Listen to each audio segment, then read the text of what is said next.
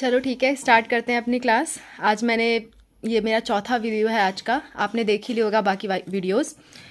ये last lecture है। इसके बाद मैंने जो भी पढ़ाया आप रिवाइज़ करना। मेरे से जितना बन पाया मैंने आपके लिए टॉपिक्स ढूंढ ढूंढ के मैं आपके लिए लाई और आपके लिए वीडियो बना रही हूँ। ठीक है, तो ये मेरी तरफ से लास्ट वीडियो है। इसके बाद आप आराम से सो, आपका बहुत अच्छे से एग्ज़ाम दो। ठीक है, और कल मुझे ज़रूर बताना कि आपका एग्ज़ाम कैसा गया। ठीक है, चलो बिना ज़्यादा देरी किए स्टार्ट करते हैं। देखो, आज का आपका आनुवांशिकी जो आपका चैप्टर है ना, आनुवांशिकी का सिद्धांत और आधार दोनों से मिला जुला के क्वेश्चन मैंने इकट्ठा किए हैं इसमें। और मैंने मेंडल के 3 नियम भी डिस्कस कर दिए हैं यहाँ पे, क्योंकि मेंडल के नियम से हर बार क्वेश्चन आता है, हर साल उससे क्वेश्चन पूछे जाते हैं मेंडल के नियम से। ठीक है, तो मैंने वो भी क्वेश्चन इंक्लूड कर दिए हैं। मैं नहीं चाहती थी आपका वो क्वेश्चन बाकी रहे, तो वो भी चीज़ मैंने इंक्लूड कर दी है आज ही के क्लास में। और ये आज का मेरी तरफ से लास्ट क्लास है आपके लिए। तो ठीक है, स्टार्ट करते हैं। देखो, नाइट्रोजनी क्षार, नाइट्रोजनी क्षार क्या होते हैं? ये डीएनए में पाए जाते हैं। डीएनए में पाए जाने वाले क्षार होते हैं, या आपके आरएनए में भी पाए जाते हैं, डीएनए में भी पाए जाते हैं। ठीक है, आरएनए का जो रज्जुक बना होता है वो नाइट्रोजनी क्षार, शुगर और आपका फॉस्फेट से मिलकर के बना होता है। ओके, तो नाइट्रोजनी क्षार आपसे पूछा जाता है कि कितने तरह के होते हैं। तो नाइट्रोजनी क्षार 2 तरह के होते हैं। पहला होता है प्यूरिन, दूसरा होता है पिरिमिडिन। प्यूरिन भी आगे 2 तरह के होते हैं, एडेनिन और ग्वानिन, ए और जी से इसे दर्शाते हैं। और पिरिमिडिन जो होता है वो आपका 3 तरह का होता है, साइटोसिन, यूरेसिल और थाइमिन। इसको मैंने CUT कट से याद रखा है। ठीक है, तो कट आपका क्या है? पिरिमिडिन है।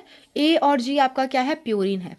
ओके, एक और बात यहाँ पे ध्यान रखना, चाहे मैं डीएनए की बात करूँ, चाहे मैं डीएनए की बात करूँ, चाहे मैं आरएनए की बात करूँ, इन दोनों में 4 नाइट्रोजनी बेसिस होते हैं। 4-4। अब कहोगे मैम हम तो 5 गिन रहे हैं, तो 4-4 कैसे होते हैं? देखो, डीएनए में यूरेसिल नहीं होता है, डीएनए में यू नहीं होता है, सिर्फ और सिर्फ क्या होता है? ए होता है, जी होता है, सी होता है और टी होता है। इसी तरह आरएनए में थाइमिन नहीं होता है और बाकी के 4 होते हैं, यानी कि ए, जी, सी और यू होता है। टी की जगह आरएनए में क्या होता है? यू होता है, यूरेसिल होता है। ये बात आप ध्यान रखना। डीएनए में और आरएनए में फ़र्क करने के लिए आए तब भी आप ये पॉइंट एक लिख सकते हो। ठीक है, तो ये हो गया नाइट्रोजनी क्षार के बारे में। ये पहला क्वेश्चन हमारा था। दूसरे क्वेश्चन की तरफ बढ़ते हैं। आपसे पूछा जाता है आरएनए कितने प्रकार के होते हैं। तो आप याद रखना, आरएनए 3 प्रकार के होते हैं। mRNA यानी कि संदेश वाहक आरएनए, ये केंद्रक से आदेश लेकर कहाँ क्या करते हैं? प्रोटीन बनाते हैं। देखो, केंद्रक जो होता है आपका, यानी कि न्यूक्लियस, केंद्रक, केंद्रक के अंदर क्या होता है? डीएनए होता है, डीएनए। ठीक है, डीएनए से ही आरएनए बनता है और आरएनए से क्या बनता है? प्रोटीन बनता है। ठीक है, ये आरएनए कौन होता है? mRNA आपका होता है। यही mRNA क्या ले रहा है? डीएनए से संदेश ला रहा है और इसी से क्या बनेगा? आगे चल करके प्रोटीन बनेगा। और इसी पर कोडॉन स्थित होते हैं। क्या होते हैं? कोडॉन। कोडॉन क्या होते हैं? अभी नेक्स्ट क्वेश्चन में मैं आपको वो बताऊंगी। ओके, नेक्स्ट चीज़ है आपकी आरआरएनए। दूसरे तरह का आरएनए होता है आरआरएनए, जिसे कहते हैं राइबोसोमल आरएनए, यानी ये क्या बनाएंगे? राइबोसोम बनाएंगे। ठीक है, ये राइबोसोम की रचना में भाग लेते हैं और ये सबसे ज़्यादा पाए जाते हैं। सारे आरएनए में सबसे ज़्यादा कौन होगा? आरआरएनए होगा। ओके, टीआरएनए की बात करते हैं। टीआरएनए को ट्रांसफर आरएनए या फिर स्थानांतरण आरएनए कहा जाता है। ठीक है, ये क्या करते हैं? अमीनो एसिड का स्थानांतरण करते हैं। देखो, प्रोटीन को बनाने के लिए अमीनो अम्ल की ज़रूरत पड़ती है। ठीक है, तो अमीनो अम्ल लाएगा कौन? कोई ले आने वाला होना चाहिए ना, तो टीआरएनए ले आता है। mRNA के पास टीआरएनए अमीनो अम्ल लेकर के आएगा ताकि प्रोटीन बन सके। ठीक है, और ये mRNA ना, देखो होता क्या है, मैं आपको शॉर्ट में एक चीज़ बता देती हूँ। ये है मान लो rRNA। ठीक है, rRNA, सॉरी मुझे स्मॉल लेटर लिखना था, rRNA। rRNA पे आके mRNA जुड़ जाता है। ये कौन है? mRNA। mRNA आपका rRNA पे आके जुड़ जाता है और क्या बनाना स्टार्ट करता है? प्रोटीन। प्रोटीन कैसे बनाएगा? जब टीआरएनए कोई अमीनो अम्ल लेकर के आएगा तब जाके प्रोटीन बनेगा। यानी कि तीनों आरएनए प्रोटीन संश्लेषण में भाग लेते हैं। ये बात आपको ध्यान रखनी है। तीनों आरएनए का काम ही यही है कि प्रोटीन को बनाने में मदद करें। ओके, बस इनका फुल फॉर्म थोड़ा अलग अलग है। संदेश किसके पास होते हैं? मैसेज किसके पास होता है? मैसेंजर आरएनए के पास। राइबोसोम किसके पास होता है? सॉरी राइबोसोमल आरएनए राइबोसोम बनाता है आपका, और इस पे आकर के एमआरएनए अटैच होता है, जुड़ता है।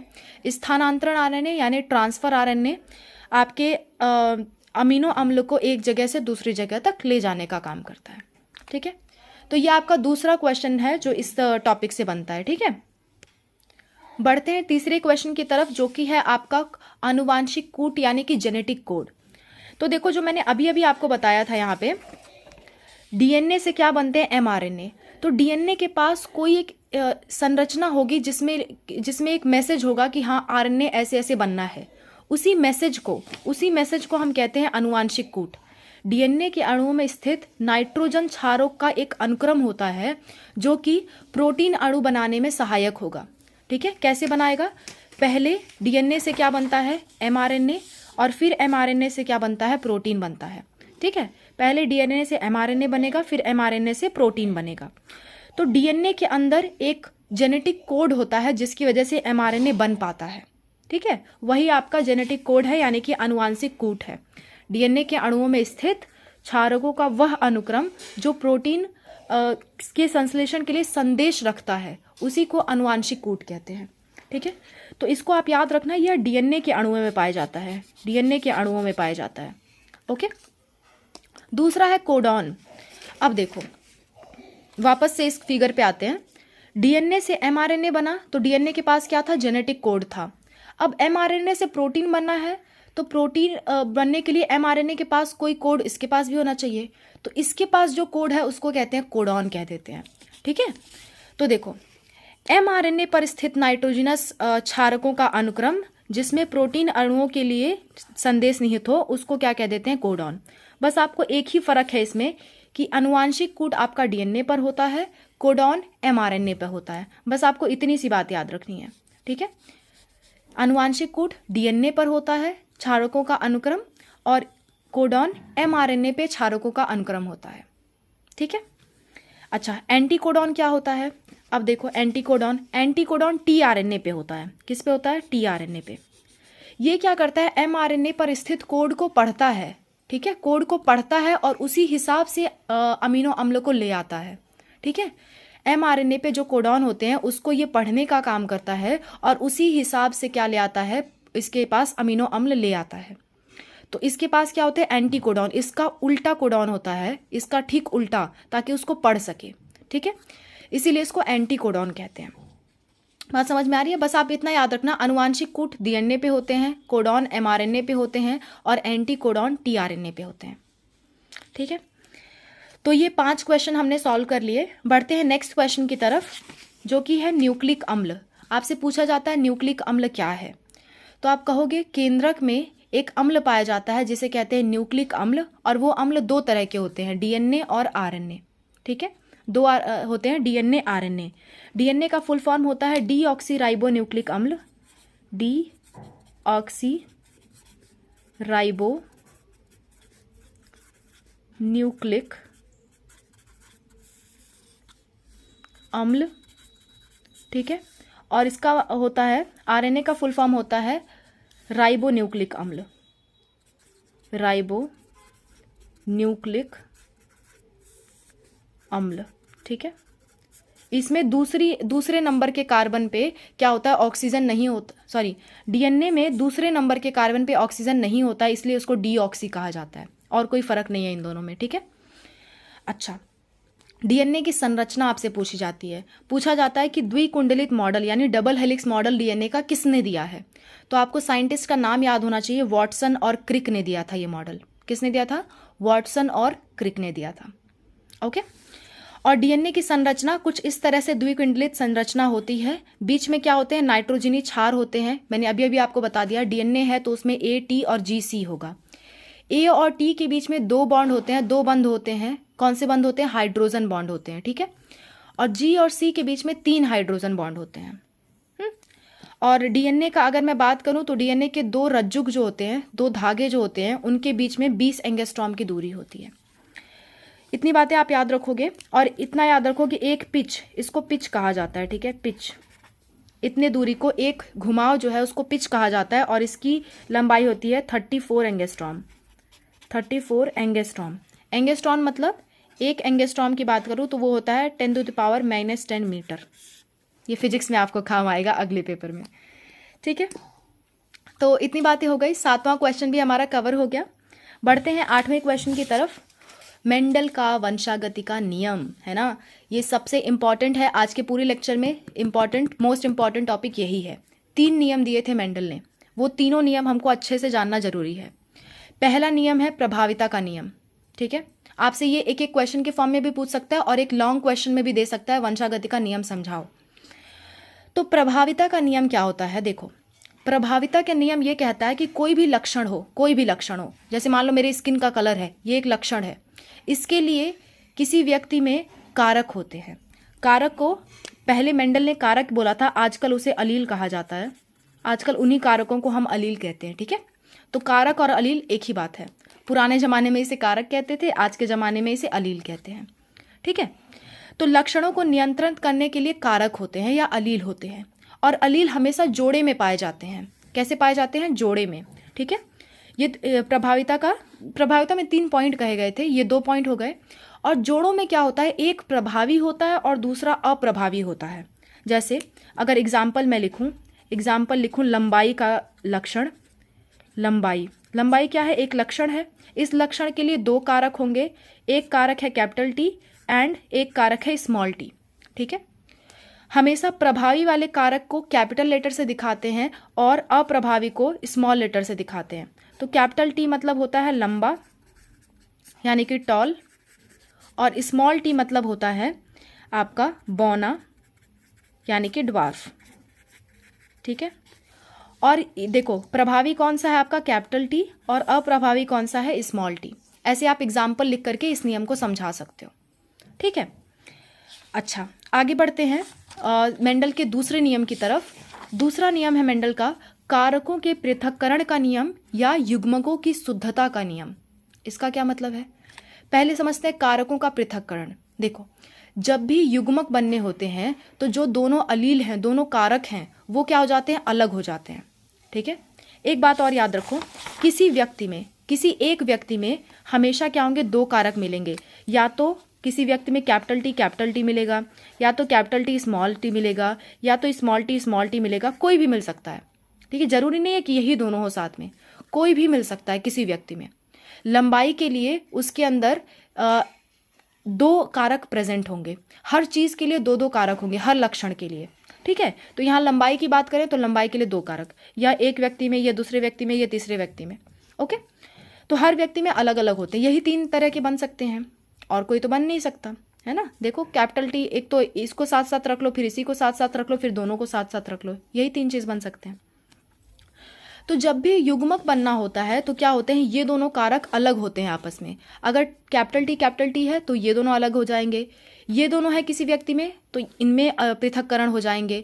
ये दोनों है तो ये दोनों अलग हो जाएंगे, ठीक है। तो आप कोई भी ले सकते हो, उसमें कोई बंधन नहीं है, कोई उसमें बॉन्ड नहीं है, आप कोई भी ले सकते हो। जैसे F1 जनरेशन, जो पहली पीढ़ी, F0 यानी कि जो पहली पीढ़ी होती है, 0 से शुरुआत करते हैं, उसमें हम मानते हैं कैपिटल टी और स्मॉल टी। सम युग्मजी इसे कहा जाता है, यानी कि दोनों आपके कारक क्या है? समान है, ठीक है। तो इनका क्या होगा? पृथक्करण होगा। जब ये युग्मक बनाएंगे तो इनका क्या होगा? पृथक्करण होगा। ऐसे ये क्या हो जाएंगे? पृथक हो जाएंगे, ठीक है। ये दोनों अलग अलग हो जाएंगे, ठीक है। तो इन्हीं को कहा जाता है, इनके पृथक्करण को ही कहा जाता है कारकों के पृथक्करण का नियम। ये दोनों एक दूसरे से अलग हो जाते हैं। एक और बात, ऐसा नहीं है कि ये दोनों अगर मान लो अगर कैपिटल टी स्मॉल टी होते, ये पिछले जन्म में साथ साथ रह रहे थे, पिछले जनरेशन में साथ साथ रह रहे थे, तो अगर जब अलग होंगे तो ऐसा नहीं है कि एक दूसरे पे इनका कोई प्रभाव पड़ने वाला है। एक लंबाई का था, एक बौनेपन का जीन था, ऐसा नहीं है दोनों साथ में मिलकर के मीडियम हाइट का कुछ बनाएंगे, नहीं, बिल्कुल नहीं, ठीक है। ये दोनों पे एक दूसरे का कोई प्रभाव नहीं पड़ता, अपनी शुद्धता को ये बनाए रखते हैं। इसीलिए इस नियम को शुद्धता का नियम भी कहा जाता है, कि कारकों के आपस में साथ रहने के बावजूद भी इनके गुण आपस में नहीं मिलते, ये अपनी शुद्धता को बनाए रखते हैं। अलग होंगे, अपनी शुद्धता को बनाए रखेंगे, ठीक है।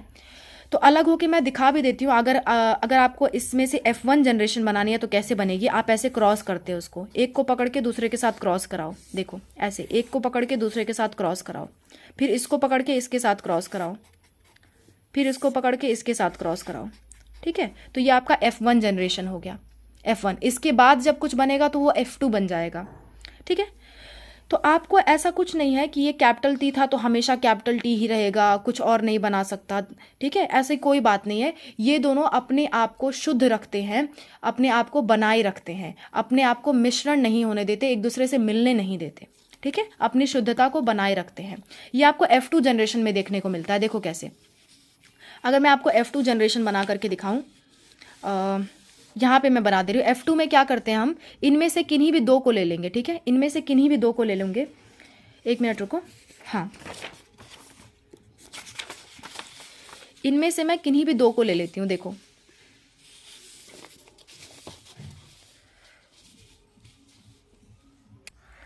इनमें से मैं किन्हीं भी दो के इन दोनों को ले लेती हूँ, ठीक है। इन दोनों को लेंगे, फिर वापस से आप क्या बनाओगे, वापस से आप युग्मक बनाओगे कैपिटल टी स्मॉल टी, और इसका भी क्या बनाओगे, स्मॉल टी, और इसका कैपिटल टी। फिर इनका वापस से क्या कराओगे, इनका क्रॉस कराओगे। देखो इसको पकड़ के इसके साथ करो, फिर इसी को पकड़ के इसके साथ करो। देखो इसको पकड़ के पहले इसके साथ किया तो कैपिटल टी बना, फिर इसी को पकड़ के दूसरे वाले के साथ किया तो कैपिटल टी स्मॉल टी। इस वाले को पकड़ के इसके साथ करो कैपिटल टी स्मॉल टी, फिर इस वाले को पकड़ के इसके साथ करो स्मॉल टी, ठीक है। ऐसा आपको देखने को मिलता है और ये कहलाती है F2 जनरेशन। तो देखो ज़रा, ये ऐसा नहीं है कि इसके संगत में रह रह के ये बिगड़ गया था, ऐसा नहीं है। इस पे संगत का असर नहीं पड़ा स्मॉल टी वाले पे। ये जब नेक्स्ट जनरेशन में यहाँ पे आया तो अपने बौनेपन को ये बरकरार रखे हुए है, ठीक है। ऐसा नहीं है कि इसने बौनेपन को खो दिया अपने इसके साथ रहते रहते, या लंबाई वाले ने अपने लंबाई के लक्षण को छोड़ दिया, नहीं। ये साथ रहते हैं फिर भी अपने गुणों को बनाए हुए हैं, ठीक है। एक और बात याद रखो, कभी भी कैपिटल टी है क्या, कैपिटल टी स्मॉल टी है, इन दोनों ही कंडीशन में वो पौधा लंबा होगा, इन दोनों ही कंडीशन में पौधा लंबा होगा। और स्मॉल टी है तो वो पौधा क्या होगा, बौना होगा, ठीक है, ओके। तो ये था आपके दूसरा नियम। आप इन दोनों पॉइंट को बस याद रखना और बना पाना तो ये चीज़ जरूर बना के दिखा देना। इसको कहते हैं एकल संकरण, क्योंकि एक ही लक्षण का हमने क्या कराया, संकरण करवाया है। आगे बढ़ते हैं मेंडल के तीसरे नियम की तरफ। तीसरा नियम है स्वतंत्र अपव्यूहन का नियम। स्वतंत्र अपव्यूहन क्या होता है, इसको दो जोड़ी लक्षणों से दिखाया जाता है। दो जोड़ी लक्षणों के बीच में संकरण कराते हैं तो उसे कहते हैं द्विसंकरण, ठीक है। ये अकेले नहीं होता है, दो जोड़ी लक्षणों को कराया जाता है। तो देखो कैसे कराते हैं। मान लो मैंने एक लक्षण मान लिया कैपिटल आर, कैपिटल वाई, ये एक लक्षण है, ये दूसरा लक्षण है। आर मतलब राउंड यानी गोल, कैपिटल वाई मतलब पीला कलर का बीज है आपका, गोल है और पीला कलर का बीज है। और दूसरा ले लिया स्मॉल आर, स्मॉल वाई, ये क्या है, ये आपका रिंकल यानी झुर्रीदार बीज है और कैसा है, ग्रीन कलर का है, हरे रंग का है। इससे जब आप संकरण कराओगे तो आपका बनेगा capital R, capital Y, small y. जैसे उसमें एक कैपिटल के साथ एक स्मॉल आ गया था, वैसे ही इसमें भी आ गया। फिर इसका आप इसी के साथ क्रॉस करवाओगे capital R, capital Y, small y. तो अब क्या होगा, अब बनेंगे युग्मक, ठीक है, युग्मक बनेंगे, गैमीट्स बनेंगे। गैमीट्स बनने के दौरान यही होता है आपका, यही आप देखने को मिलेगा आपको स्वतंत्र अपव्यूहन का नियम। देखो कैसे, गैमीट बनने के दौरान क्या होता है, देखो गैमीट बनने के दौरान ये कैपिटल आर इस कैपिटल वाई के साथ भी मिलकर के गैमीट बना सकता है और स्मॉल वाई के साथ भी मिलकर के गैमीट बना सकता है। यानी इसके गैमीट क्या होंगे, कैपिटल आर स्मॉल वाई या फिर कैपिटल आर कैपिटल वाई, दोनों हो सकते हैं। वैसे ही सेम टू सेम आप ये भी कर सकते हो कि स्मॉल आर के साथ कैपिटल वाई को भेज दो या फिर स्मॉल आर के साथ स्मॉल वाई को भेज दो। ये टोटली फ्री है इस चीज़ के लिए, कोई इस पे बंधन नहीं है। कैपिटल आर के साथ स्मॉल आर के साथ स्मॉल वाई और स्मॉल आर के साथ कैपिटल वाई, ये 4 तरह के युग्मक बन सकते हैं। कितने तरह के, 4 तरह के युग्मक बन सकते हैं, यानी गैमीट बन सकते हैं 4 तरह के। इसी को कहा जाता है स्वतंत्र अपव्यूहन का नियम। मतलब capital R, capital Y, small y दोनों के में से किसी के साथ भी जा सकता है, वो इसके लिए स्वतंत्र है, इसके लिए कोई रोक टोक नहीं है। और स्मॉल आर भी इन दोनों में से किसी के साथ भी जा सकता है, इसके लिए कोई रोक टोक नहीं है, ठीक है। तो इसी को कहा जाता है स्वतंत्र अपव्यूहन का नियम। बात समझ में आ रही है। तो स्वतंत्र अपव्यूहन के नियम में आप ऐसे करके दिखा सकते हो इस चीज़ को और ये कह सकते हो कि यही स्वतंत्र अपव्यूहन है, कि ये किसी के साथ भी जा सकते हैं, इन पे कोई बंधन नहीं है। और ये हम कभी कब दिखा सकते हैं? केवल तब जब हम दो लक्षण लें, दो जोड़ी लक्षण लिया तभी हम ये नियम दिखा पाए। ठीक है, तो आपसे एक और क्वेश्चन पूछा जाता है कि स्वतंत्र अपव्ययन के नियम में द्विसंकरण कराया जाए या एक संकरण, तो आप कहोगे द्विसंकरण, और बाकी के दोनों नियम में एकल संकरण होता था। ठीक है, ये था पूरा मेंडल का नियम। अब हमारा लेक्चर खत्म होने की ओर है, बस आपके छोटे छोटे 3 क्वेश्चन और। द्विसंकरण का आपको अनुपात पूछा जाता है। अच्छा एक मिनट, 9th क्वेश्चन यहाँ पे था, हाँ 9th क्वेश्चन। एकल संकरण का अनुपात पूछा जाता है, तो आप कहोगे F2 का प्रारूपी अनुपात है आपका फिनोटाइप अनुपात 3:1, और F2 का जीनोटाइप अनुपात है आपका 1:2:1। कैसे निकालते हैं? अभी अभी हमने क्या लिया था, सेम टू सेम वही काम मैं फिर से कर रही हूँ। कैपिटल टी स्मॉल टी, ये क्या था? F0 generation. इससे आपने युग्मक बनाए, कैपिटल टी स्मॉल टी। ठीक है, युग्मक बना लिए। अब इन युग्मकों का क्या करा दिया? संकरण। ठीक है, हर कंडीशन में आपको क्या मिलेगा? कैपिटल टी स्मॉल टी मिलेगा, कैपिटल टी स्मॉल टी मिलेगा आपको। ठीक है, इनमें से फिर से किसी दो को पकड़ करके आगे का क्रॉस कराओ। ये था आपका F1 जनरेशन। इन दोनों को पकड़ के आगे का क्रॉस कराते हैं, तो इनसे जो युग्मक बनेंगे वो बनेंगे कैपिटल टी स्मॉल टी, फिर इससे जो बनेगा वो बनेगा कैपिटल टी स्मॉल टी। ठीक है, अब आगे का कराओ, इसको पकड़ के इसके साथ मिलाओ। ठीक है, देखो यहाँ से बदल रहे हैं ना, यहाँ से बदल रहे हैं। इसको पकड़ के इसके साथ मिलाओ, कैपिटल टी, फिर इसी को पकड़ के इसके साथ मिलाओ, कैपिटल टी स्मॉल टी। इस वाले को इसके साथ कैपिटल टी स्मॉल टी, फिर स्मॉल टी। तो देखो आपको क्या देखने को मिला, ये F2 है ना। F2 जनरेशन में आपको क्या देखने को मिला कि 3 क्या है? 3 लंबे हैं। मैंने आपको कहा था कैपिटल टी हो चाहे कैपिटल टी स्मॉल टी हो, दोनों कंडीशन में क्या होता है? लंबा होता है पौधा। और ये क्या है? ये बौना पौधा है। तो देखने में क्या लग रहा है? 3 लंबे लग रहे हैं, 1 बौने लग रहे हैं, और देखने वाले अनुपात को ही हम कहते हैं फिनोटाइप अनुपात। तो 3:1 यही आया, यानी कि 3 क्या है? 3 लंबे हैं और 1 क्या है? 1 बौना है। ठीक है, अच्छा F2 का जीनोटाइप अनुपात क्या होता है? जीनोटाइप मतलब कितने अलग अलग दिख रहे हैं। इन वालों को आप देखोगे तो ये देखो, ये एक तरह का है, ये दोनों एक तरह हैं, और ये एक अलग टाइप है। तो ये हो गया 1, ये दोनों मिला करके 2, ये वाला मिला करके 1, यानी कि ये वाला क्या है? ये है कैपिटल टी, ये 2 है कैपिटल टी स्मॉल टी, और एक क्या है? Small T. यहाँ से ये अनुपात आते हैं। ठीक है, तो मेरा कहने का मतलब है आप बस ये अनुपात याद रखना कि फिनोटाइप अनुपात क्या होता है, जीनोटाइप अनुपात क्या होता है। ठीक है, बढ़ते हैं लास्ट के 3 क्वेश्चन की तरफ। द्विसंकरण के F2 का आपको प्रारूपी अनुपात डायरेक्ट याद रखना है 9:3:3:1। ठीक है, 9:3:3:1। ओके, बस इसको एक्सप्लेन करने में बहुत टाइम लगेगा बेटा, और अभी टाइम नहीं है तो नहीं कर सकती, I am sorry. Test cross क्या होता है? टेस्ट क्रॉस समझो, जब भी किसी F1 प्लांट को, F1 के पौधे को क्या करते हैं? F0 के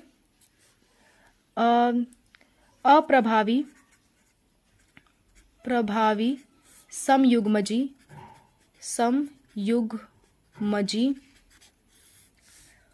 पौधे से क्रॉस कराते हैं या संकरण कराते हैं। मतलब क्या हुआ?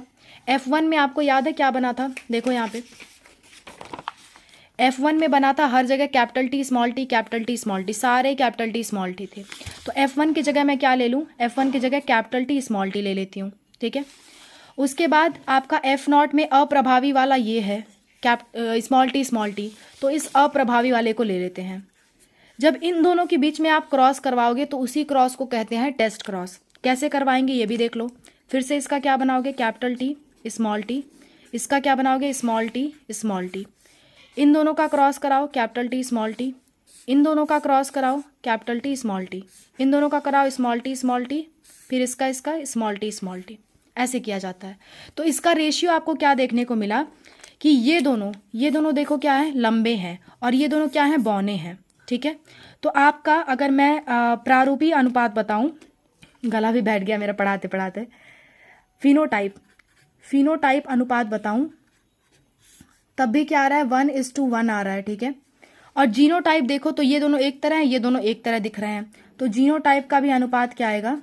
जीनोटाइप का भी अनुपात 1:1 ही आता है। तो टेस्ट क्रॉस में अनुपात हमेशा 1:1 रहता है, ये आप याद रखना। अच्छा, चाहे वो द्विसंकरण हो तो 4 1 हो जाएंगे। द्विसंकरण में क्या होगा, 1:1:1 हो जाएगा टेस्ट क्रॉस का अनुपात, ठीक है। 4:1 आप लिखोगे द्विसंकरण में टेस्ट क्रॉस का।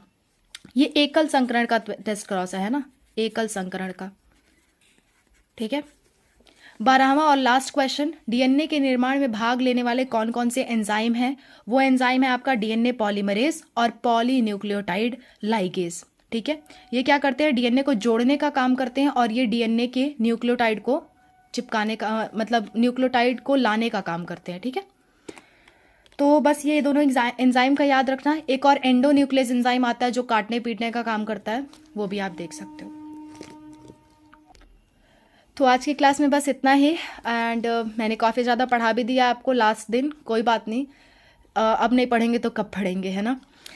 तो ठीक है, अब आप रेस्ट करो, जो भी मैंने पढ़ा दिया उसको बस वापस से उतना ही रिवाइज़ करो, कुछ नया और करने की ज़रूरत नहीं है, बस एक बार इतना देख लो, आपका पेपर बहुत अच्छा जाएगा, ठीक है। तो आई होप आपको चीज़ें समझ में आई होंगी। मैंने अपना बेस्ट कोशिश किया कि मैं आपको अच्छे से अच्छा रिज़ल्ट दे पाऊँ, ठीक है। और मेरी उम्मीद है कि आपको ये मदद भी करेगा। तो आप बिल्कुल अपना एग्ज़ाम अच्छे से दो। ऑल द बेस्ट बच्चों, एंड कल मुझे बताना आपका एग्ज़ाम कैसा हुआ, ओके। और इसी तरह मैं केमिस्ट्री के लिए भी आपके लिए तैयार करवा दूंगी, डोंट वरी, आप किसी चीज़ के लिए परेशान मत हो, ठीक है। आप बस अच्छे से एग्ज़ाम दो अपना। तो ठीक है, चलते हैं और मिलते हैं नेक्स्ट क्लास में केमिस्ट्री के साथ। बायोलॉजी के लिए बस इतना ही। Thanks to all of you.